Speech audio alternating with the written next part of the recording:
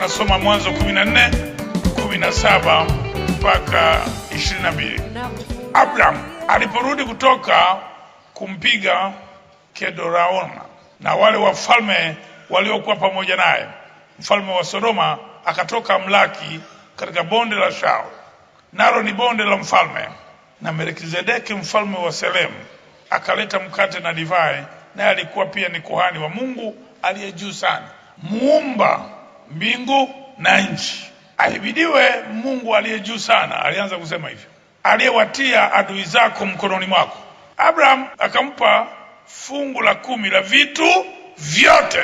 Mfalme wa Sodoma akamwambia Abraham, nipe mimi hao watu na hiyo mali uchukue wewe. Abraham akamwambia mfalme wa Sodoma, nimeinua mkono wangu kwa Bwana. Yani yeye aliponyosha mkono kutoa fungu, hakutoa kwa mtu. Sio kwamba hamtoi, mnatoa, ila kuna kipindi mnatoa kwa nani? Abraham akamwambia mfalme wa Sodoma, nimeinua mkono wangu kwa Bwana, kwa maana ya chanzo halisi, Mungu aliye juu sana, muumba mbingu na nchi. Sasa hapa ndio kuna siri. Kumbe hapa Ibrahimu yeye tayari alishaambiwa ni chanzo cha nini, lakini bado alitoa sehemu ya vitu vyake. Aliinua mkono kwa nani? Kwa muumba wa mbingu na nchi. Ila aliyepokea ni mfalme wa Salemu, ambaye alikuwa kuhani wa Mungu aliye juu sana. Akajua hajampa yule anayemuona kwa macho, hilo tu.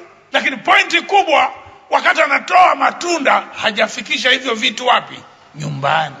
Wewe unatoa fungu la 10 baada ya mshahara kula, baada ya kwenda sokoni, baada ya kununua mavazi yako, ndio sijatoa fungu la 10. Ndio unaangalia kama kuna mabaki.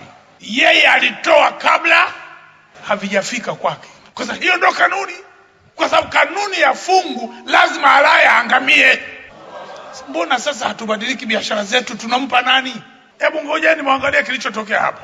Ibrahimu alikuwa hana watoto. Saa hiyo hiyo mstari unaofuata, Mwanzo 15:1, aliahidiwa kupata mtoto. Sura ya 17 ndio sasa kaambiwa, kuanzia leo wewe ni baba wa mataifa yote, na wafalme watatoka wapi? Kiunoni mwako. Yani zilimiminika.